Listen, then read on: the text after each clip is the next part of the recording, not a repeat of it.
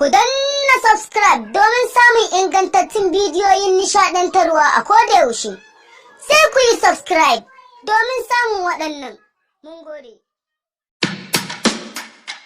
Sabon darasinmu a yau shine hikima.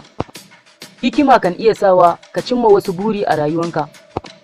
Masu hikima sun ce, kafin ka yi tambaya, ka yi tunanin amsar da za a baka. Masu hikima sun ce, duk yadda ka yi sai wani ya zage ka, manta da mutane kai komai yadda ya kamata. Masu hikima sun ce, kowa ya iya haƙuri ya iya komai.